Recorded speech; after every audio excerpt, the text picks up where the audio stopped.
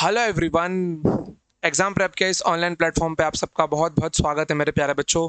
तो आज से हम लोग स्टार्ट करने वाले हैं क्लास 10th सीबीएसई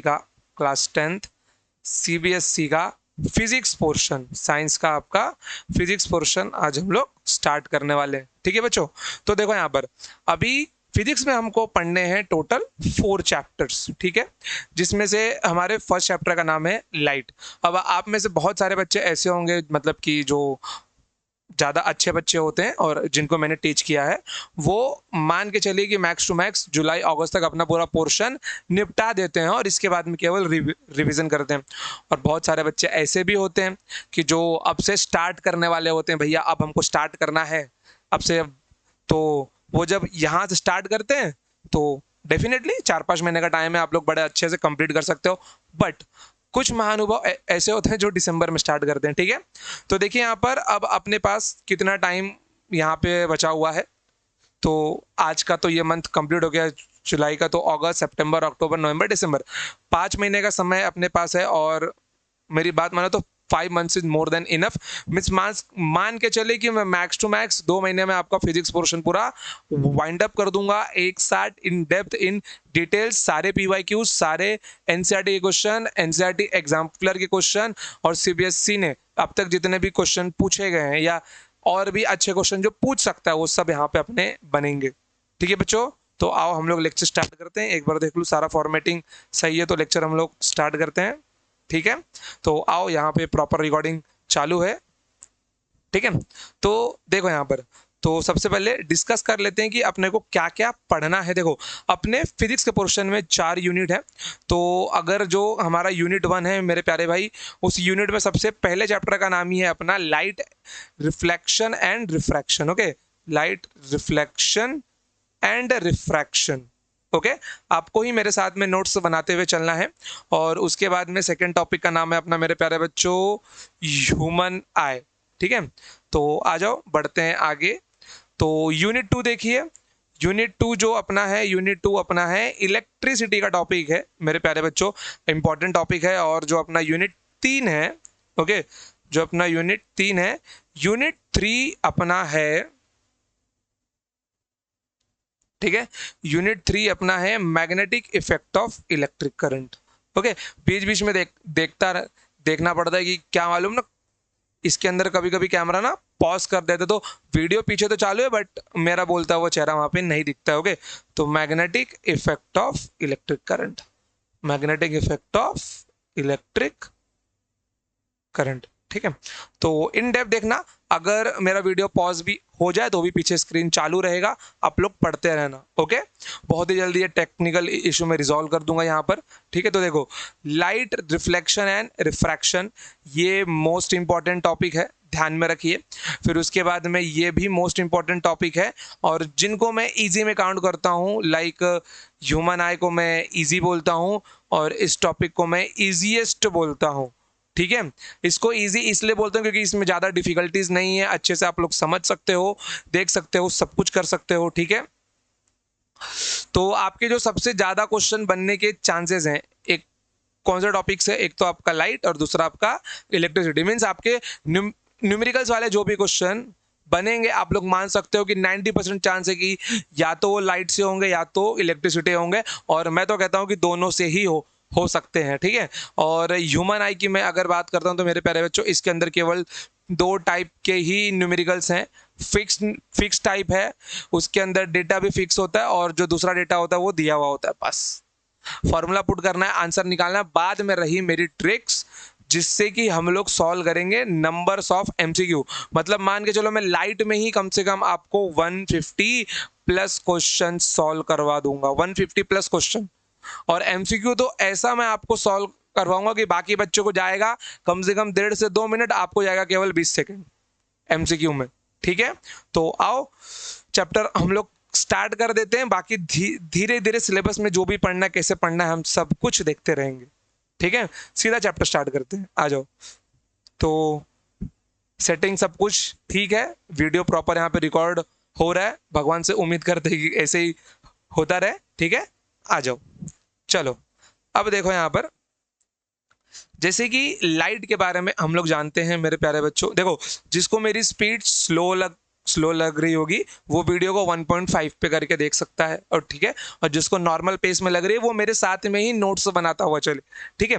देखो तो लाइट क्या होता है, देखो अब लाइट के ऊपर ना रिसर्च बहुत सारी की गई है, ठीक है। न्यूटन के टाइम से ये रिसर्च स्टार्ट हुई थी। न्यूटन लाइट को पार्टिकल बोलता था, ठीक है। उसके टाइम पे एक हाइजेंस करके साइंटिस्ट थे, उन्होंने लाइट को वेव बोला। फिर बहुत सालों तक लाइट पार्टिकल है कि वेव है, क्योंकि न्यूटन ने भी बहुत सारे प्रिंसिपल जो लाइट के थे उसको पार्टिकल मान के प्रूव किया था, ठीक है। तो अगर वो पार्टिकल है तो वो ये प्रिंसिपल को फॉलो करेगी, इतना ध्यान में रखिए। तो वो पार्टिकल नेचर से प्रूव किया था, ओके। सेकंड चीज, हाइजेंस ने बोला था कि लाइट वेव है, तो हाइजेंस ने भी वेव मान के बहुत सारे प्रिंसिपल्स को प्रूव किया था। अब यहाँ पे आ गया झगड़ा कि भैया किसका होगा टाइम, और वो जो टाइम था 18 का वो था न्यूटन का टाइम। तो हाइजेंस की बात को इतना तो वैल्यू नहीं मिला, ठीक है। तो कुछ टाइम जाके आगे जाके एक साइंटिस्ट हुए, उन्होंने प्रूफ किया कि लाइट न तो पार्टिकल है न तो वेव है, ये दोनों नेचर शो करती है। लाइट एक वेव भी है एक पार्टिकल भी है, वो सिचुएशन के अकॉर्डिंग अपना नेचर चेंज करती है। अगर आप लोग आगे जाके 10th के बाद अगर फिजिक्स लेते हैं तो आपको मॉडर्न फिजिक्स करके, मीन्स हाईएस्ट स्टैंडर्ड्स में एक सेक्शन होता है मॉडर्न फिजिक्स का, वहाँ आपको पढ़ने को मिल जाएगा कि लाइट एक वेव भी है एक पार्टिकल भी है, ठीक है। और जब उसके आगे और जाएंगे तो लाइट के बारे में तो और इन डेप्थ पढ़ने को मिलेगा आपको, जो कि बहुत एकदम बोलते हैं ना कि लाइट के बारे में एकदम प्रिसाइज, लेकिन आप ये सब तभी पढ़ पाएंगे जब सब्जेक्ट में आपका इंटरेस्ट होगा। अभी सिर्फ इतना समझिए लाइट के बारे में मैं क्या बोलना चाहता हूं। Light is an electromagnetic wave, okay. Light is an electromagnetic wave. अब आप लोग बोलोगे सर जी इलेक्ट्रोमैग्नेटिक क्या है, देखो इलेक्ट्रोमैग्नेटिक में जो इलेक्ट्रो वर्ड है वो रिलेटेड है इलेक्ट्रिक फील्ड से, और जो मैग्नेटिक वर्ड है, जो मैग्नेटिक यहाँ पे वर्ड है वो रिलेटेड है मैग्नेटिक फील्ड से। आपको केवल नाम ध्यान में रखना है बस, और कुछ भी नहीं, ओके। तो light is an electromagnetic wave by which, wave और रे भी लिखा हुआ है किसी किसी बुक में, by which we are able to see the objects और वर्ल्ड नियर अस, ठीक है। बिना लाइट के तो हम लोग कुछ देख ही नहीं सकते, जहां पे लाइट नहीं होती वहां पे डार्कनेस होता है, ठीक है। अब देखो यहाँ पर, ओके। अब आगे आते हैं कि अब जो अपना सबसे पहला यहाँ पे टर्मिनोलॉजीज है, ठीक है, वो ध्यान में रखना। देखो अगर कोई, देखो यहाँ पर सबसे पहले मैं बता दूं एक रे का, मैं आपको यहाँ पे डेफिनेशन दे दूं। देखो यहाँ पर ये जो है ना, इसको मैं रे बोलूंगा, ओके, रे बोलूंगा, जिसका ये जो आगे कोन वाला पार्ट है ना, ये शो करेगा डायरेक्शन को कि लाइट जा कहाँ पे रही है। तो लाइट इज अ रे, हम लोग इस चैप्टर में लाइट को रे मानेंगे। कोई प्रॉब्लम है? रे और वेव कोई फर्क नहीं होता, बस वेव सारे डायरेक्शन में ट्रैवल करती है, रे एक ही डायरेक्शन में ट्रैवल करती है। तो उन सारे डायरेक्शन में से मैं एक डायरेक्शन पकड़ लूंगा, तो मैं उसको क्या बोलूंगा, मैं उसको रे बोलूंगा। कोई प्रॉब्लम है यहाँ तक? नहीं है, चलो बहुत बढ़िया, ठीक है। आ जाओ, ये ससुरा ये चेंज ही नहीं होता है इसका बैकग्राउंड, यही बार बार ग्रीन वाला फेंक देता है ये, ठीक है। चलो अब यहाँ पे सबसे पहले समझना है मिरर, ठीक है। मिरर में हम लोग अपना चेहरा देखते हैं, लाइट चालू रहेगा तो चेहरा दिखाई देगा, लाइट बंद रहेगा तो चेहरा नहीं दिखाई देगा। ऐसा क्यों? ध्यान से देखना, ओके। सबसे पहले मिरर बनता किससे है, ठीक है। अगर आपने इन दोनों डेजर्ट्स का नाम अगर सुना हो, Thar desert, okay, Thar desert and Sahara desert, Thar desert and Sahara desert का अगर आपने नाम सुना हो तो ध्यान से देखना कि थार और सहारा डेजर्ट में एक विशेष प्रकार की, एक स्पेशल टाइप की जो रेत होती है, रेगिस्तानी रेत और सैंड जो मिलती है, उस सैंड में 90% या 99% पाया जाता है silica, okay, which is an ore of a silicon, okay, silica पाया जाता है। अब ये जो सिलिका है ये जिस सैंड में होगी उसी सैंड से हमारा मिरर बन सकता है। देखो मिरर सबसे पहले क्या होता है, ट्रांसपेरेंट ग्लास का शीट होता है, हम लोग उसके पीछे पेंट कर देते हैं। अगर आपने घर का मिरर वगैरह देखा हो तो उसके पीछे एक चांदी की कोटिंग नहीं की होती, बिल्कुल वही, ठीक है, चांदी की पेंटिंग की होती है, बिल्कुल वही। जब तक वो पेंटिंग नहीं होगी तो हम लोग उससे क्या देख सकते हैं, हम लोग उसमें आर पार देख सकते हैं। जैसे वो पेंटिंग हुई हम उसके अंदर केवल एक ही साइड में देख सकते हैं। तो ये जो सिलिका जिस भी सैंड में मोर देन 90% होता है उसी का मिरर बनता है। अब देखो ये मिरर बनता कैसे है, सिलिका को जब 2000 डिग्री सेल्सियस पे हीट किया जाता है तो ये अपने मोल्टन स्टेट में और मेल्टेड स्टेट में पहुंच जाती है। क्या होती है, ये मेल्ट हो जाती है 2000 डिग्री सेल्सियस पे, और जैसे ही ये मेल्ट होती है इसका फिजिकल स्ट्रक्चर चेंज हो जाता है, ओके, और ये इतना ज्यादा हॉट होता है कि हम लोग इसको किसी भी शेप में फिर डिजाइन कर सकते हैं, ओके। तो मेल्ट होने के बाद में इसको एक मशीन से पास किया जाता है, फिर वहां पे बन के क्या निकलता है, वहां पे बन के निकलता है अपना ग्लास शीट। कोई प्रॉब्लम है यहाँ पर, नहीं, आ जाओ। अब देखो, अब गेस करो कि ये वो अपना पतला सा ग्लास शीट है, ठीक है, ये वो अपना पतला सा, अरे सीधा हो जा गुरु, ये अपना वो पतला सा ग्लास शीट है जिसमें से मैं आर पार पूरा देख सकता हूँ, ठीक है। अब देखो, अब यहाँ पे क्या होगा मालूम है, इसके पीछे ना मैं पेंटिंग कर दूंगा और कोटिंग कर दूंगा। अब जो इसके पीछे मैं पेंटिंग या कोटिंग करूंगा, किस चीज की करूंगा, उसका फॉर्मूला भी ध्यान में रखना मेरे प्यारे बच्चों। ये जो इसके पीछे कोटिंग या पेंटिंग होती है ये होती है सिल्वर नाइट्रेट की, okay, silver nitrate plus paint, यहाँ पे इन दोनों को मारा जाता है, सिल्वर नाइट्रेट का पेंट यहाँ पे मारा जाता है। सिल्वर नाइट्रेट का फॉर्मूला होता है AgNO3। अब सिल्वर नाइट्रेट ही क्यों मारते हैं, क्योंकि silver nitrate is a very good reflector, okay. Silver nitrate क्या है, सिल्वर नाइट्रेट बहुत अच्छा रिफ्लेक्टर है, मीन्स ये लाइट को रिफ्लेक्ट कर देगा, अपनी ओर एब्जॉर्ब नहीं करता, समझ गए, ये पूरे के पूरे लाइट को क्या करता है, रिफ्लेक्ट कर देता है। क्लियर, कोई प्रॉब्लम यहाँ पे नहीं। तो क्या ध्यान में रखना है, silver nitrate is a very good reflector, okay. चलो अब यहां से अपना रियल चैप्टर स्टार्ट होगा, तो एकदम नोट्स वगैरह लेके बैठ जाओ प्रॉपर, मैं जो भी लिखूंगा वो सब आपको मेरे साथ में लिखना होगा। तो ये क्या है बच्चों, ये अपना है plane mirror, okay. Plane mirror के बारे में सीबीएसई वाले बुक में इतना दिया नहीं है, ओके, तो जितना मैं लिखवाऊं प्रॉपर नोट्स बना के लिखना है यहाँ पर, ठीक है। तो ये जो प्लेन मिरर है, ठीक है, अब सपोज करो कि यहां से एक रे आती है, ठीक है, यहां से एक रे आती है।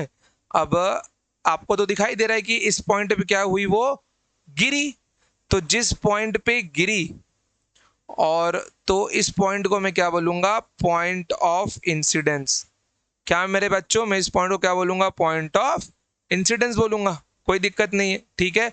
और जो रे आई है उस रे को मैं बोलूंगा इंसिडेंट रे, इंसिडेंट मतलब आने वाली लाइट, ओके, इंसिडेंट रे, जो लाइट आई है, ओके। क्लियर इतना, कोई प्रॉब्लम है आपको, नहीं। अब देखो, अब ये अपना हो गया पॉइंट ऑफ इंसिडेंस। अब क्या ऑब्जर्व किया गया यहाँ पे देखा गया कि जो लाइट आई वही लाइट यहाँ पे क्या होगी मेरे प्यारे बच्चों, वही लाइट यहाँ पे वापस भी चली गई, वही सेम लाइट यहाँ से वापस भी चलेगी, बट यहाँ पे क्या चेंज हो गया, ध्यान से देखना, यहाँ पे डायरेक्शन चेंज हो गया। मैंने क्या बोला, एक रे के पास में एक ही डायरेक्शन होता है, अगर इसका भी डायरेक्शन चेंज हुआ है तो इसको मैं इंसिडेंट रे तो नहीं बोल सकता, क्यों, इंसिडेंट रे के पास एक पर्टिकुलर डायरेक्शन है, वैसे ही इस वाली रे के पास भी एक पर्टिकुलर डायरेक्शन है, भले ही सेम रे लेकिन डायरेक्शन तो चेंज हो गया। तो जो रे यहां से वापस जाएगी उस रे को मैं बोलूंगा रिफ्लेक्टेड रे, समझ गए, उस रे को मैं क्या बोलूंगा, रिफ्लेक्टेड रे। और यही लाइट के वापस जाने के प्रोसेस को हम बोलते हैं रिफ्लेक्शन, क्या बोलते हैं मेरे प्यारे बच्चों? हम बोलते हैं रिफ्लेक्शन। ठीक है, चलो देखो यहां पर क्लियर हो गया इतना। अब यहाँ पे अगर मुझे रिफ्लेक्शन का स्टेटमेंट लिखना होगा तो मैं क्या लिख सकता हूं? देखो जरा, रिफ्लेक्शन के बारे में अगर मुझे लिखना हुआ, क्वेश्चन पूछ लिया व्हाट इज रिफ्लेक्शन, तो मैं क्या लिख सकता हूं? The bounce back of, the bounce back of incident ray, the bounce back of incident ray in a same medium. Same medium मतलब मीडियम आप ऐसा समझ सकते हो जहां पे लाइट रे ट्रेवल करती है। ठीक है, लाइट रे पानी में भी ट्रेवल करती है तो वाटर एक मीडियम हुआ, ऑयल में ट्रेवल करती है तो ऑयल एक मीडियम हुआ, डायमंड में ट्रेवल करती है तो डायमंड भी एक मीडियम हुआ। वैसे ही एयर में ट्रेवल कर रही है तो एयर भी क्या हो गया? मीडियम हो गया। The bounce back of incident ray in same medium, air में आया एयर में ही चला गया। ठीक है, the bounce back of incident ray in a same medium, in a same medium, या फिर आप इसको थोड़ा और अच्छा ऐसे लिख सकते हो, the bounce back of light ray. Okay, the bounce back of light ray in a same medium is known as reflection, is known as reflection. Clear एकदम? कोई प्रॉब्लम है? नहीं। चलिए, तो इस स्लाइड को मैं जरा कॉपी कर लूं। काहे नहीं हो रहा है गुरु? क्या हुआ? कहाँ गया ये रहा। ठीक है, देखो यहाँ पर अब मुझे ना इसकी ज़रूरत नहीं है, मुझे सिर्फ डायग्राम की ज़रूरत है। ठीक है, चलो आई होप कि आपको ये नाम तो समझ में आ ही गया होगा ना, पॉइंट ऑफ इंसिडेंस। चलिए अब देखिए यहाँ पर, अब यहाँ पर क्या होता है ना, कुछ नोटेशंस दिए जाते हैं। यहाँ पर मैंने एक लाइन खींची, जिस लाइन को मैंने क्या नाम दिया? नॉर्मल। ओके, जिस लाइन को मैंने क्या नाम दिया? एक इमेजिनरी लाइन खींची मैंने, मन में ही एक लाइन खींची जिसको मैंने नाम दे दिया नॉर्मल। अब एक बात ध्यान में रखना हमेशा, the normal is always make 90 degree angle with the point of incidence. चाहिए तो यहाँ पे ये नोट कर लो, नॉर्मल रे। ओके, नॉर्मल नहीं तो नॉर्मल ही लिखो, रे मत लिखो। Normal is always makes normal is always makes an 90 degree angle, 90 degree angle with the point of incidence, with the point of incidence। Clear? ऐसा क्यों बोल रहा हूं मैं, ध्यान से देखना, क्योंकि ये जो नॉर्मल है ना, ये पॉइंट ऑफ इंसिडेंस के साथ में हमेशा 90 डिग्री का एंगल ही बनाएगा। क्लियर एकदम? कोई भी मिरर हो, कोई भी मिरर हो या कोई भी लेंस हो, आगे जब लेंस का हम लोग देख देखेंगे तो पॉइंट ऑफ इंसिडेंस के साथ में नॉर्मल हमेशा 90 डिग्री का एंगल ही बनाएगा। या फिर आप लोग ऐसा बोल सकते हो कि the angle between normal and point, ये एंगल का सिंबल है। Okay, normal and point of incidence, normal and point of incidence is 90 degree. ठीक है, अपने नोट्स अपने हिसाब से बनाओ, बस आपको समझना चाहिए। ठीक है, मैं किसी के नोट्स कॉपी करने में आपको नहीं बोलूंगा कि बच्चा ये नोट्स मेरी है कॉपी करो। आपको अगर अपने शब्दों में लिखना है कि नॉर्मल हमेशा पॉइंट ऑफ इंसिडेंस के साथ में 90 डिग्री का एंगल बनाती है, तो अपने शब्दों में लिख लो, जैसे कि हम लोग व्हाट्सएप पे मैसेज लिखते हैं ना, बिल्कुल वैसे ही। ठीक है, कोई प्रॉब्लम यहाँ पे नहीं। चलिए, तो भैया इसको तो मिटाना पड़ेगा। अरे पूरा गायब हो गया। चलो कोई नहीं, ऐसे रखो इसको। अब देखो यहाँ पर, ठीक है, अब यहाँ पर एक, इस एंगल को हम लोग बोलते हैं एंगल आई, और इस एंगल को बोलते हैं हम लोग एंगल आर। आप लोग चाहो तो इसे एंगल का सिंबल भी लगा सकते हो, बट वो अपने को बहुत लेंदी पड़ जाएगा, इसलिए मैं आई और आर ही लगाता हूँ। अब ये आई और आर क्या चीज़ है भाई? आओ देखो यहाँ पर, आई होप कि आपने नोट्स लिख लिए होंगे।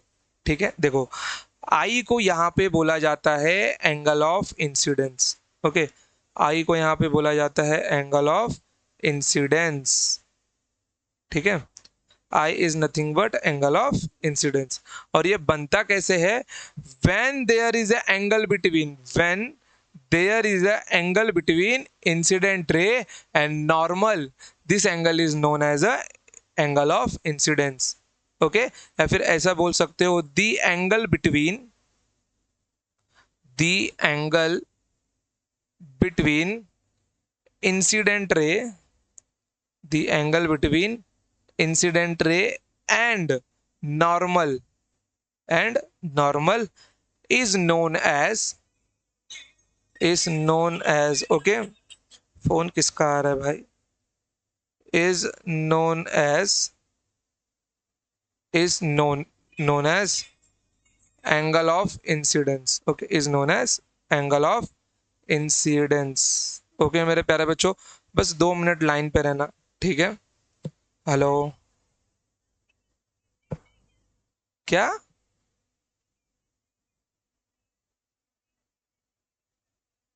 मैं थोड़ी देर में बताता हूँ, अभी लेक्चर में हूँ, ठीक है, थोड़ी देर में कॉल करता हूँ मैं, ठीक है।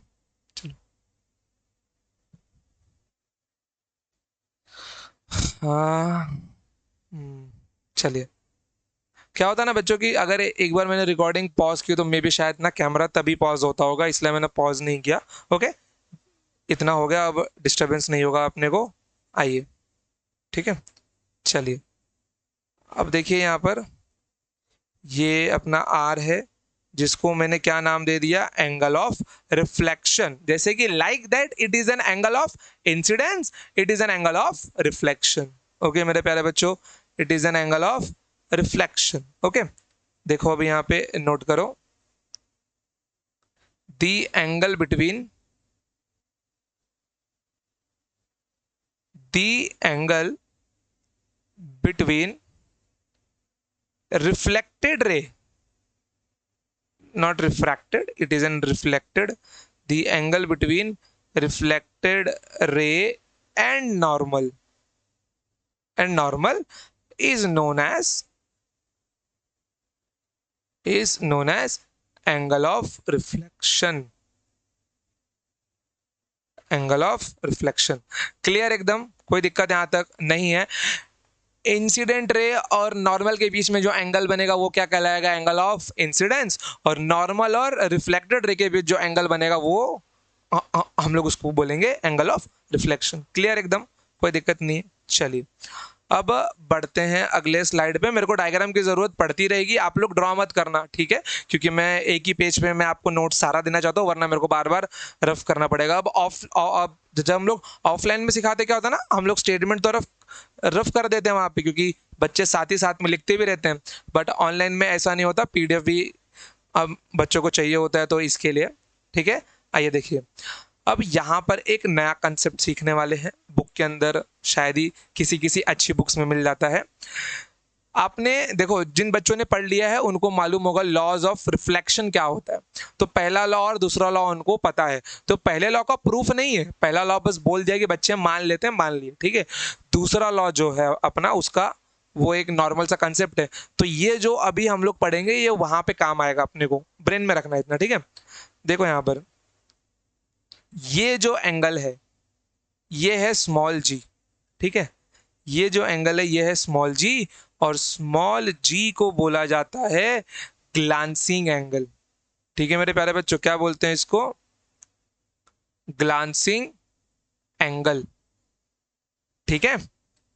अब देखो यहां पर ध्यान से कि ये जो अपना ग्लांसिंग एंगल है इसको हम लोग डिफाइन कैसे करें। Okay, the angle between, okay, the angle between incident ray, the angle between incident ray and the plane mirror. Okay, the angle between, the angle between incident ray, the angle between incident ray and plane mirror, and the angle between incident ray and plane mirror is glancing angle, is glancing angle, ठीक है। चलिए, अब देखिए क्या होता है ना कि 10वीं के बाद बहुत सारे जो बच्चे हैं ना, वो जैसे कि जो UP based, MP based, Bihar के जो बच्चे होंगे, दिल्ली के जो बच्चे होंगे, वो लोग ना बीएचयू करके कॉलेज है, बनारस हिंदू यूनिवर्सिटी, वहाँ के एंट्रेंस का पेपर देते हैं ताकि वो अपना 11th वहाँ से कर सके। ठीक है, अब वो आईआईटी से अटैच कॉलेज है, तो वहाँ का 11th बाकी के 11th से बहुत बेस्ट होता है। ठीक है, अब देखो यहाँ पर कि अगर आपका 11th वहाँ से होता है तो बहुत बेस्ट बात है, बट वो अपना एंट्रेंस करवाता है। तो अगर आप लोग इस कोर्स को अच्छे से कंप्लीट करते हो ना, तो डेफिनेटली वहाँ पे 9th और 10th पूरा पढ़ना पड़ता है, दोनों साल का वहाँ पे सिलेबस रहता है, बट 10th का तो आपको उस एग्जाम में कोई दिक्कत नहीं आएगा, और पैरेलली मैं 9th भी बहुत जल्दी स्टार्ट करूँगा। ठीक है, चलो, तो यहाँ पर कहाँ पर भाई, ग्लांसिंग एंगल अपना हो गया। ठीक है, चलिए, अब देखें यहाँ पर, अब यहाँ पर क्या हुआ ना, रुकिए जरा, नहीं कुछ नहीं, ठीक है, चलिए, आई थॉट कि शायद कोई आवाज दे रहा था। ठीक है, अब देखो यहाँ पर क्या हुआ ना कि अब नॉर्मल क्या है, नॉर्मल एक इमेजिनेटेड रे है, इमेजिनरी रे है, हमने सोच लिया कि हाँ भाई यहाँ पे एक नॉर्मल होगा। ठीक है, अब ये जो नॉर्मल है, ये जो आई और आर के बीच में मुझे रिलेशन निकालना है। अब आई और आर के बीच में रिलेशन कैसे निकाल लूँ, देखो एकदम ना प्रैक्टिकल वे में सोचो कि उस वक्त हुआ क्या होगा। उस वक्त साइंटिस्ट लोग ने एक इंसिडेंट रे मिरर पे भेजा होगा, प्रैक्टिकल बात है। वो इंसिडेंट रे रिफ्लेक्ट भी हुआ होगा, प्रैक्टिकल बात है। तो साइंटिस्ट लोग को जो सबसे पहला डेटा मिला, वो कौन सा डेटा मिला होगा मेरे प्यारे बच्चों, वो मिला होगा glancing angle, because it is possible to calculate glancing angle. हम लोग इंसिडेंट रे और ग्लांसिंग इंसिडेंट रे और प्लेन सरफेस के बीच का एंगल कैलकुलेट इजीली कर सकते हैं। क्यों, वो जो इंसिडेंट रे होती है वो हाई इंटेंसिटी की रे होती है, वो दिखाई पड़ती है कि वो कहाँ से आई और कहाँ पे रिफ्लेक्ट हुई, तो वो एंगल मैं इजीली निकाल सकता हूँ। और जब प्रैक्टिकली ये मालूम पड़ा कि ये अगर ग्लांसिंग एंगल है, तो भैया ये भी ग्लांसिंग एंगल है, दोनों एंगल सेम निकले, दोनों एंगल सेम निकले। अब ध्यान से देखना, इक्वेशन यहाँ पे बनते हैं। सबसे पहले ये वाला पोर्शन देखो, ये वाला पोर्शन है 90 डिग्री, तो आई कैन से कि angle of incidence I plus G कितना होता है अपना, ये होता है 90 डिग्री। आई प्लस जी कितना होता है, आई प्लस जी अपना होता है 90 डिग्री मेरे प्यारे बच्चों। अरे थोड़ा ढंग से लिखा ले मेरे भाई, एक तो इतनी अच्छी राइटिंग है मेरी, I plus G equals to 90 degree. Okay, अब इसके बाद में यहाँ पर क्या मिलने वाला है मेरे को, यहाँ मेरे को मिल जाएगा R plus G equals to 90 degree. ठीक है प्यारे भाई, R plus G equals to 90 degree. आइए अब देखिए यहाँ पर, जैसे कि अब यहाँ पर मेरे को जी क्या मिलना चाहिए, 90 माइनस आई, और यहाँ पर मेरे को जी क्या मिलना चाहिए, 90 minus R. Okay, 90 minus R. अब हमको पता है कि जी तो दोनों जगह सेम है, तो this is equation 1 and this is equation 2। अगर यहाँ पे मेरा चेहरा रहेगा तो आप लोग थोड़ा इमेजिन करके लिखिए, या फिर मैं साइड ही कर देता हूँ इसको। ये देखिए, चलिए, ये भाई साहब यहाँ पे आ गए और ये भाई साहब यहाँ पे आ गए। टेक्नोलॉजी का यही तो अच्छा है, सब शिफ्ट कर सकते हैं यार। ठीक है, चलिए, now from equation 1 and 2, from equation 1 and 2 we can say that 90 minus I is equals to 90 minus R। Okay, तो ये भाई साहब 90 से 90 जाएंगे, माइनस से माइनस उड़ेगा, तो हमको क्या मिल जाएगा, I इक्वल्स टू R। तो यहां से प्रूफ होता है कि ये जो रिफ्लेक्शन का लॉ है, सबसे पहला वाला क्या, angle of incidence is equals to angle of reflection. Clear, कोई प्रॉब्लम यहाँ पे अब ध्यान में रहेगा आपको। ठीक है, चलिए, अब थोड़ा सा आगे बढ़ते हैं, एक स्टेप आगे और जाते हैं। ठीक है, आइए,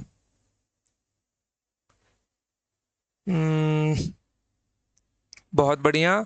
कुछ चीज़ें यहाँ से मेरे को निकालनी पड़ेंगी, जैसे कि ओके, इसको ना रफ करता हूँ मैं इरेजर से, जैसे कि ये नहीं चाहिए मेरे को, फिर ये जी, ठीक है, जी में कोई दिक्कत नहीं है। नहीं, जी भी निकालो यार जरा यहाँ से।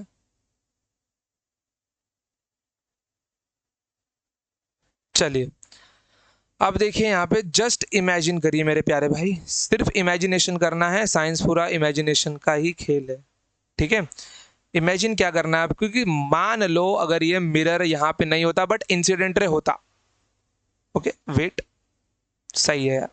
चलिए, मान लो कि मिरर यहाँ पे नहीं होता लेकिन इंसिडेंट रे होता। अगर ये मिरर यहाँ पे नहीं होता तो ये लाइट क्या होती, सीधी निकल जाती। ठीक है, अगर ये मिरर यहाँ पे नहीं होता, सिर्फ इंसिडेंट रे होती, तो ये लाइट सीधी निकल जाती। कोई प्रॉब्लम है यहाँ पे? नहीं।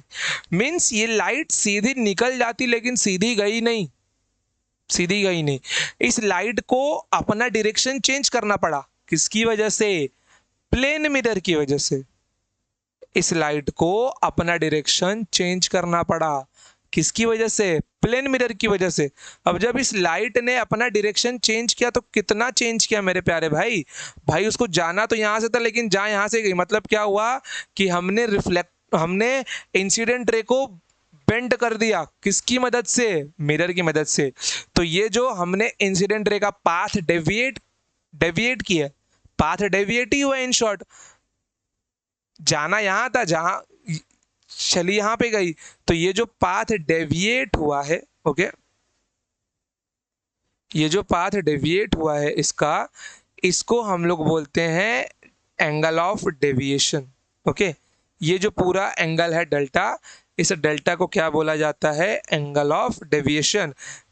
जाना यहां था बट डेविएट तो यहां कर गई। तो ये जितने एंगल पे डेविएट हुई है, ओके, इसको हम लोग बोलते हैं angle of deviation. Okay, angle of deviation. अब बहुत इजी है, ध्यान देना आप लोग सिर्फ।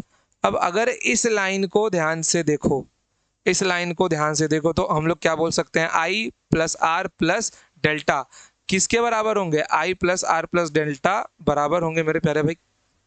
किसके?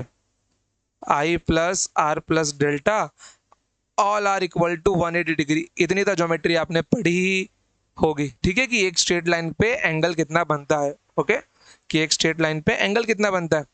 अब यहाँ पे आई प्लस आर प्लस डेल्टा आपको मिलेगा। मेरे को डेल्टा की वैल्यू चाहिए। अगर मुझे डेल्टा की वैल्यू निकालनी है तो मुझे क्या मिल जाएगा मेरे प्यारे बच्चों? Delta equals to 180 degree minus of I plus R, minus of I plus R. और हमने अभी अभी तो निकाला है कि आई और आर तो दुगने होते हैं। यहाँ पे लिख देना फ्रॉम फिगर।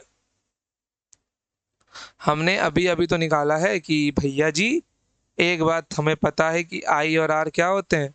दुगने होते हैं। अगर ये दोनों दुगने तो इसको मैं आई प्लस आई 2 आई लिख सकता हूँ, या फिर आर प्लस आर 2 आर लिख सकता हूँ।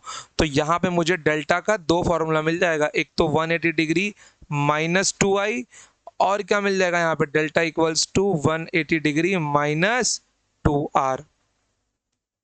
क्लियर? कोई प्रॉब्लम यहाँ पे आपको? कोई प्रॉब्लम नहीं है? ओके, अब यहाँ पे देखिए जरा, क्या इसका रिलेशन हम लोग ग्लांसिंग एंगल के साथ भी निकाल सकते हैं? थोड़ा कोशिश किया जाए तो निकल ही जाएगा वो भी। ठीक है, कि अगर सिर्फ ग्लांसिंग एंगल हो मेरे पास तो क्या मैं एंगल ऑफ डेविएशन पता लगा सकता हूँ? हम्म, कहाँ गया पीछे वाला स्लाइड, जरा देखें अपना। यहाँ से आई की वैल्यू में क्या लिख सकता हूँ? 90 माइनस जी। ओके बच्चों, तो यहाँ से मैं इसकी वैल्यू लिख सकता हूँ 90 माइनस जी। ठीक है बच्चों, आ जाओ, देखो यहाँ पर। तो ये जो रिलेशन है अपने पास, मेरे को अब रिलेशन चाहिए कि भैया मेरे पास अगर एंगल ऑफ इंसिडेंस नहीं है, एंगल ऑफ रिफ्लेक्शन भी नहीं है, बट हमारे पास है ग्लांसिंग एंगल, तो क्या रिलेशन मिलेगा? बिल्कुल मिलेगा। अगर यहाँ इस रिलेशन को मैं अगर यूज करूं, ओके, तो यहाँ पर क्या मिलना चाहिए मेरे को? ध्यान से देखो, अगर इस रिलेशन को मैं यूज करूं तो यहाँ पर मेरे पास क्या है? रुको यार, इन सबको ना थोड़ा ऊपर में शिफ्ट कर दूं ताकि मुझे थोड़ी सी जगह मिल जाए। आई होप कि आपको स्क्रीन पे दिखाई दे रहा होगा। ओके, आइए, तो यहाँ पर क्या मिल जाएगा मेरे को? ध्यान से देखना। From I plus G equals to 90 degree. तो यहाँ पे क्या मिल जाएगा मेरे को, यहाँ पे आई की वैल्यू मिल जाएगी जिसको मैं लिख सकता हूँ 90 माइनस जी, और यही वैल्यू यहाँ पर सब्सटीट्यूट कर दो। यही वैल्यू यहाँ पर सब्सटीट्यूट कर दो, तो यहाँ पे क्या मिल जाएगा, ध्यान से देखो, यही वैल्यू यहाँ पर सब्सटीट्यूट करने जाएंगे, थोड़ा सा एक स्क्वायर ब्रैकेट चाहिए तो यहाँ पे बना के हम लोग लिख लेते हैं। यही वैल्यू जब यहाँ पे हम लोग सब्सटीट्यूट करेंगे तो क्या मिल जाएगा, ध्यान से देखना, अपने पास इक्वेशन है delta equals to 180 degree minus 2i, तो 180 डिग्री माइनस 2 इंटू आई की जगह पे क्या लिख सकता हूँ मैं, 90 माइनस जी। क्लियरली रहना यहाँ पर मेरे प्यारे बच्चों, बहुत इंपॉर्टेंट बात मैं आपको यहाँ पे बता रहा हूँ, किसी भी बेस्ट इंस्टीट्यूट के नोट्स से कंपेयर कर लेना इसको, चाहे आपका जो भी जितने भी इंस्टीट्यूट ऑल ओवर इंडिया है आपके, ठीक है, वो टेंथ लेवल पे अपने फाउंडेशन बैच को, एनटीएससी को जो भी सिखाते हैं, उनसे कम कुछ नहीं मिलेगा। ओके, देखो यहाँ पर, तो दिस इज 180 डिग्री माइनस 180, ठीक है, माइनस 180 डिग्री, ये भी 90 डिग्री है तो 180 डिग्री, और ये प्लस का 2g। ओके, इट मीन्स कि मैं क्या बोल सकता हूँ, ये बोथ आर दिस कैंसल, तो angle of deviation is the 2 times the glancing angle. Clear एकदम, ग्लांसिंग एंगल अगर 60 डिग्री है तो एंगल ऑफ डेविएशन कितना होगा, 120 डिग्री होगा अपना, समझ गए, क्लियर, कोई प्रॉब्लम, इसके ऊपर क्वेश्चन भी है अपने पास, डोंट वरी। अब देखिए, जैसे कि मैं इसके ऊपर एक क्वेश्चन यहीं पे अगर मैं आपके सामने बना देता हूं तो क्वेश्चन कैसा बनना चाहिए, बिल्कुल आपके सामने अगर मैं बनाना चाहूँ तो इन सबको तो पहले मैं निकालूं क्योंकि पिछले वाले स्लाइड पे है ये सब, ठीक है, और ये भाई साहब नए हैं तो इनको थोड़ी इज्जत देते हैं। चलिए, तो आइए जरा थोड़ा सा आपके लिए ये सब रफ किया जाए। चलिए, मान लीजिए कि अगर ये एंगल केवल आपको 30 डिग्री दिया होता और क्वेश्चन पूछ लेता what is the angle of deviation. Okay, question यहां पे मैं लिख देता हूं, क्वेश्चन एफ। अब देखिए एग्जाम में ना सीबीएसई में ग्लांसिंग एंगल पे क्वेश्चन बनता है, लेकिन ग्लांसिंग एंगल वर्ड यूज नहीं करते। क्वेश्चन कैसा आता है, क्वेश्चन यहाँ पे ऐसा पूछ सकता है, इफ एंगल बिटवीन इंसिडेंट रे, if angle between incident ray and plane mirror is 30 degree, then what is the angle of deviation, then what is the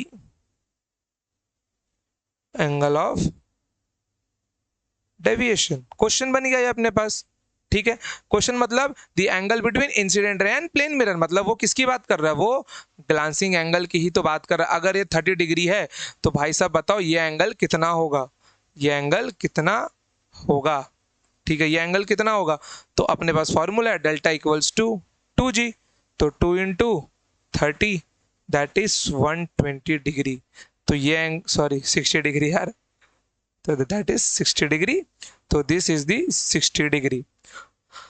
clear एकदम, कंसेप्ट एकदम अच्छे समझा, मक्खन जैसा, आपको कोई प्रॉब्लम नहीं है। चलिए आगे बढ़ते हैं, अब आते हैं जिसका सारे बच्चों को इंतजार था, लॉज ऑफ रिफ्लेक्शन। एग्जाम में आता भी है, क्वेश्चन भी बनते हैं इसके ऊपर। Okay, laws of reflection, laws of reflection, तो जो पहला लॉ है वो तो हमको याद ही है, हमने उसको प्रूव भी किया है, the angle of incidence, the angle of incidence is equal to angle of reflection, is equals to angle of reflection. जो सेकेंड पॉइंट है वो भी इजी है, सेकेंड लॉ क्या बोलता है, the normal angle of incidence, sorry the normal incident ray, the normal incident ray and reflected ray all are lying in a same plane, all are lying in a same plane, clear एकदम, मक्खन जैसा। अभी देखो ये plane का मतलब ना बहुत बच्चे समझ नहीं पाते, जैसे कि जो उनको स्कूलों में बताया जाता है, इसके लिए अगर प्लेन का मतलब तो मान के चलिए बहुत कम बच्चों को ही इसका मतलब मालूम होता है। वो सोच के लेते हैं कि गुरुजी ये जो इसके ऊपर वाला हिस्सा है ना, ये सब एक ही साइड में पड़ रहे हैं, ये एंगल ऑफ डेविएशन तो वैसे दिखता नहीं है, और आपने उसकी बात भी नहीं की तो ये यहाँ पे आता भी नहीं, ठीक है। मैंने क्या बोला, इंसिडेंट रे, सॉरी, ये incident ray, normal and reflected all are lying in a same plane. तो सबको लगता है कि ये प्लेन ऊपर वाला प्लेन है, बट ऐसा नहीं होता। मैं आपको सेम प्लेन का मतलब यहाँ पे समझाता हूँ। कहाँ गया अपना स्लाइड, इस पे रखता हूँ मैं। देखिए सपोज कीजिए कि ये कोई आपका मिरर है, ठीक है, लेटा हुआ मिरर है। रंग दूंगे हम इसको, ससुरे,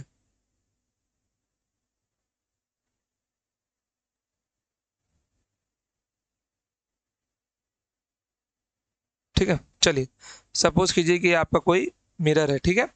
यहाँ पे लाइट रे आता है, यहाँ पे लाइट रे आता है, तो this is the point of incidence.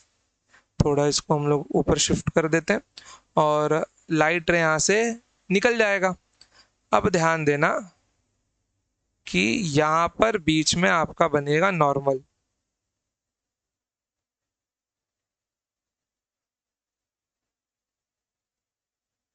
यहाँ पर बीच में बनेगा नॉर्मल।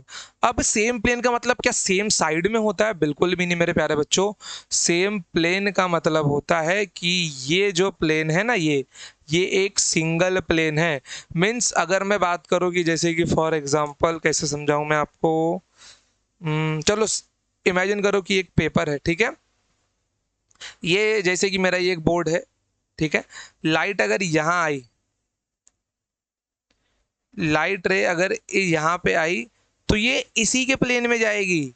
ये ऐसा नहीं है कि पिछले वाले प्लेन में चली जाएगी, अगले वाले प्लेन में चलेगी। मतलब समझ रहे हो कि एक पेपर, समझ रहे हो, पेपर पेपर है, वो एक पेपर तो एक प्लेन है ना। तो लाइट अगर अगर इंसिडेंट रे उस पेपर पे गिर रही है, तो रिफ्रैक्टेड रे भी उस सो तो रिफ्लेक्टेड रे भी उस पेपर पे ही होगी, पेपर के बाहर नहीं जाएगी वो। समझ गए? इसका मतलब होता है सेम प्लेन। क्लियर एकदम।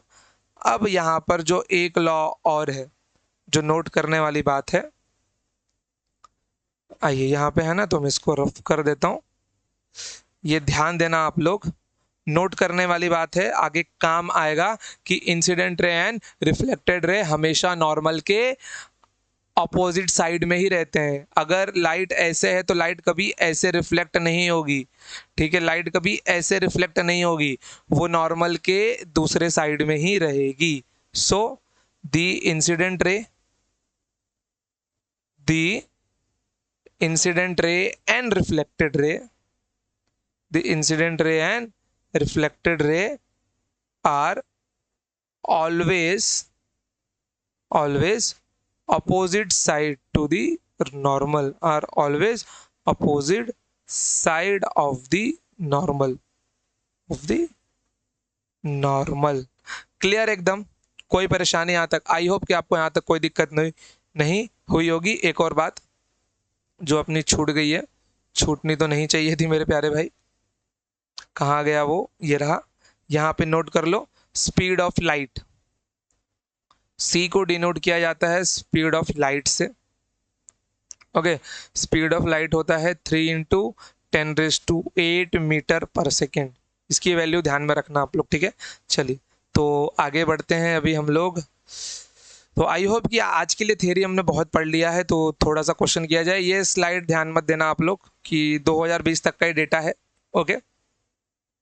हाँ बट ये है कि दिल्ली, आउटसाइड दिल्ली सारे सीबीएसई बोर्ड सब लिया है मैंने, जहाँ जहाँ से अच्छे क्वेश्चन मेरे को मिले हैं, ठीक है। अरे ससुरा, सबका ब्लैंक ही है क्या? क्वेश्चन हुआ कहाँ है? हाँ ये रहा। चलिए क्वेश्चन देखिए आप लोग। क्वेश्चन क्या है वैसे? लेक्चर को टाइम कितना हो गया? ओके 44 मिनट्स है ना, ठीक है। 50 मिनट्स का अपना एक अप्रोक्स लेक्चर रखता हूँ, 50-55 मिनट्स का। देखो, the angle between incident ray and the plane mirror is 30 degree. अरे वाह वाह, देखो यार क्या बोल रहा है ये, दी एंगल बिटवीन, ये अपना प्लेन मिरर है, ठीक है मेरे प्यारे भाई।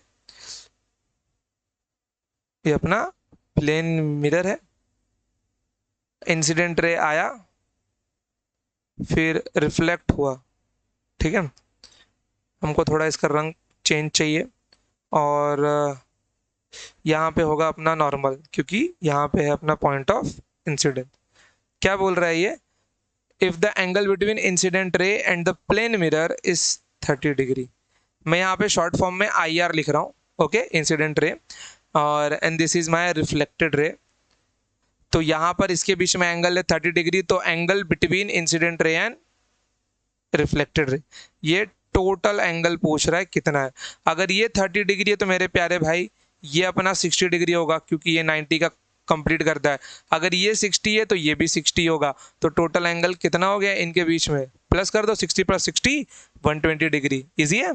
चलिए अगला क्वेश्चन देखिए, if light rays incident on a plane mirror is angle of 90 degree with the mirror surface, the angle of reflection with the ray of light is 0 degree. अभी आपको नहीं समझा होगा, देखो यहाँ पर इसको हम लोग बोलते हैं नॉर्मल इंसिडेंस। देखो मैं बहुत सारे टॉपिक्स ना क्वेश्चन के साथ में ही समझाता हूँ, ताकि आपका टॉपिक भी क्लियर होता जाए, ठीक है।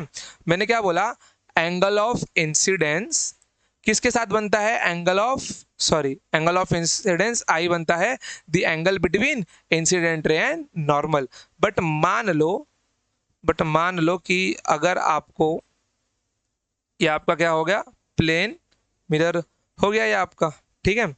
अब ये जो प्लेन मिरर है, जस्ट गेस कि इसके ऊपर मैं 90 डिग्री पे एकदम परपेंडिकुलर प्लेन के सरफेस के परपेंडिकुलर में क्या छोड़ू, मैं इंसिडेंट रे छोड़ता हूं। तो अब यहाँ पे क्या होगा मेरे प्यारे भाई, नॉर्मल भी तो यही बन जाएगा भैया, जो नॉर्मल है वो भी तो यही बनेगा आपका। अब जब नॉर्मल भी यही है, ओके, जब नॉर्मल भी यही है तो क्या होगा, अगर ये नॉर्मल के साथ में कितना एंगल बनाएगा, अब नॉर्मल और इंसिडेंट रे आपस में पैरेलल हो गए, तो भैया एंगल ऑफ इंसिडेंस कितना बना, एंगल ऑफ इंसिडेंसी कितना बन रहा है यहाँ पर, 0 बन रहा है। एंगल ऑफ इंसिडेंसी 0 है तो एंगल ऑफ रिफ्लेक्शन भी तो 0 होगा। इस टाइप के इंसिडेंस को बोलते हैं हम लोग नॉर्मल इंसिडेंस, ओके। हाँ, बट यहाँ पे जो आपका ग्लांसिंग एंगल है वो 90 डिग्री होगा, क्योंकि ये आपका प्लेन मिरर है, और ग्लांसिंग एंगल क्या होता है आपका, the angle between incident ray and the plane mirror, ये 90 डिग्री होगा। तो आप लोग बोल सकते हो कि ग्लांसिंग एंगल कितना होगा आपका, 90 डिग्री होगा। क्वेश्चन वापस पढ़ो, if the light ray is incident on a plane mirror is making an angle of 90 degree with the mirror surface, means ये बात किसकी कर रहा है मेरे प्यारे भाई, ये बात कर रहा है नॉर्मल इंसिडेंस की। और इस टाइप में जो रिफ्लेक्टेड रे है ना, वो इसी पाथ में रिटर्न लौट जाती है, बिल्कुल, okay. The angle of reflection for this रे of light is 0 degree. Clear एकदम। चलिए अब इसी को देखकर एक और मेरे मन में ख्याल आया कि मैं आपको ये भी बता दूं, ओके। इसको हम लोग बोलते हैं ग्रेजिंग इंसिडेंस, ओके, इसको बोलते हैं हम लोग ग्रेजिंग इंसिडेंस। चलिए ग्रेजिंग इंसिडेंस क्या होता है, ध्यान से देखिए, ये आपका क्या है, प्लेन मिरर है। देखिए मैं आपके लिए पूरा साथ में लिख रहा हूं यहाँ पर, ठीक है, नहीं तो मैं पीपीटी भी आगे है मेरे पास, मैं दिखाता हूं आपको, ठीक है। सपोज कीजिए कि अगर आपका अब इंसिडेंट रे बिल्कुल प्लेन मिरर के पैरेलल है, ठीक है, बिल्कुल वो सरफेस के पैरेलल है क्या आपका इंसिडेंट रे, तो रिफ्लेक्टेड रे, अगर मैं मान के चलूं यहाँ पे रिफ्लेक्टेड रे तो वैसे बनेगा नहीं, ठीक है, रिफ्लेक्टेड रे तो वैसा बनेगा नहीं, मैं फिर भी इस पॉइंट को नाम दे देता हूं अपना पॉइंट ऑफ इंसिडेंस की, भैया ये अगर इमेजिनरी पॉइंट है तो इसको मैं चेंज नहीं करूंगा, इसको मैंने नाम दे दिया पॉइंट ऑफ इंसिडेंस। तो यहाँ पर क्या बन रहा है मेरा, यहाँ पर एक नॉर्मल मेरा यहाँ पे बनेगा, ठीक है। तो जो यहाँ पे नॉर्मल मेरा बनेगा, आप ध्यान में रखना, नॉर्मल के साथ में angle of incidence, sorry, normal के साथ में इंसिडेंट रे कितना एंगल बनाना है, 90 डिग्री, तो एंगल ऑफ रिफ्लेक्शन भी कितना बनेगा, 90 डिग्री, क्योंकि लाइट रे तो यहाँ से जाएगा और पॉइंट ऑफ इंसिडेंस के दोनों आजू बाजू में पड़ते, देखिए रिफ्लेक्ट होगा नहीं, मैंने मान के रखा है कि अज्यूम दैट कि वहां पे पॉइंट ऑफ इंसिडेंस प्रेजेंट है, ओके। तो यहां से क्या जानने को मिला कि angle of incidence is 90 degree as well as angle of reflection is also 90 degree. अगर ये दोनों 90 डिग्री है मेरे प्यारे भाई, तो यहाँ पे अब जो ग्लांसिंग एंगल होगा वो 0 डिग्री होगा, क्योंकि वो बिल्कुल मिरर के पैरेलल है, तो ग्लांसिंग एंगल बनेगा ही नहीं, यहाँ पे 0 डिग्री होगा। तो नॉर्मल इंसिडेंस में ग्लांसिंग एंगल 90 डिग्री का होता है, लेकिन यहाँ पे 0 डिग्री का होता है। तो क्वेश्चन ऐसा बन सकता है, if incident ray is parallel to plane mirror, then what is the angle of incidence and what is the angle between incident ray and the mirror surface? Clear एकदम। चलिए ये वाला क्वेश्चन देखिए, the speed of light is shown in the figure by a point A. Okay, point A पे क्या show हो रहा है मेरे प्यारे भाई, पॉइंट ए पे शो हो रहा है speed of light. Okay, speed of light and point O represent the 0. Okay, the point on the line represent the speed of sound should be drawn। यहाँ पे speed of sound इन दोनों के बीच में कहाँ आएगा, क्योंकि 0 क्या कर रहा है, 0 शो कर रहा है मेरा 0 स्पीड, कि यहाँ पर 0 स्पीड की वैल्यू, यहाँ पे जो A पॉइंट है इसकी वैल्यू है 3 × 10⁸ मीटर पर सेकेंड। ओके, इसके बीच अब यहाँ पे स्पीड ऑफ साउंड कहाँ बनेगा भैया, हमको स्पीड ऑफ साउंड पता है ना, स्पीड ऑफ साउंड यहाँ पे नहीं लिखता हूँ, वहाँ पे शायद लोगो है एग्जाम प्रेप का, जो आपका स्पीड ऑफ साउंड है वो आपका कितना होता है 343 मीटर पर सेकेंड इन 20 डिग्री सेल्सियस। तो 343 मीटर पर सेकेंड कहाँ आएगा, बिटवीन O एंड A। अब देखो बिल्कुल बीच में तो नहीं बोल सकते, at the middle of O and A, तो इसको 1.5 × 10⁸ बनना पड़ेगा। ओके, अगर O और A के एकदम बीच में बोल दिया तो 3 का आधा 1.5 होता है, डेढ़ होता है। ठीक है, just to the left of A, अब इसके एकदम जस्ट लेफ्ट में भी नहीं बोल सकता मैं, वरना जिससे इससे थोड़ा सा कम होगा, बट अपनी वैल्यू तो बहुत ज्यादा कम है। ओके, फिर इसके बाद क्या आएगा यहाँ पे, जस्ट राइट टू O। हाँ, इसके जस्ट राइट में बोल सकते कि कहीं यहाँ पे शायद अपना स्पीड ऑफ साउंड 343 मीटर पर सेकेंड आ रहा हो। भाई साहब ये BHO का सवाल है, समझ गए, क्वेश्चन इजी है, बट ब्रेन अगर यहाँ पे कंफ्यूज हो गया तो क्या ही करेंगे। ठीक है, चलिए, the angle between the dash and the incident ray is called the angle of incidence. The angle between the normal and the incident ray is called the angle of incidence. Pause करो, ये सब लिख लो, ठीक है, PDF में रहेगा वैसे तो। The laws of reflection I equals to R is valid for। अभी के लिए मैंने आपको कॉन्वेक्स और कॉनकेव नहीं बताया, बट ध्यान में रखिए it is valid for all mirrors. Okay, चलिए अब देखिए, according to law of reflection angle of incidence is greater than, गलत है, angle of incidence is smaller than, गलत है, angle of incidence is equal to angle of reflection. Clear एकदम, C अपना सही है। Reflection from a smooth surface like that mirror is called, smooth surface वाले को बोलते हैं रेगुलर। ये मैं आपको अगले लेक्चर में समझाऊंगा। अभी के लिए मेरे को लग रहा है मेरे प्यारे बच्चों टाइम हो गया है 53 मिनट्स, मैं ज़्यादा से ज़्यादा 2 मिनट लेक्चर आपका और लूँगा बस।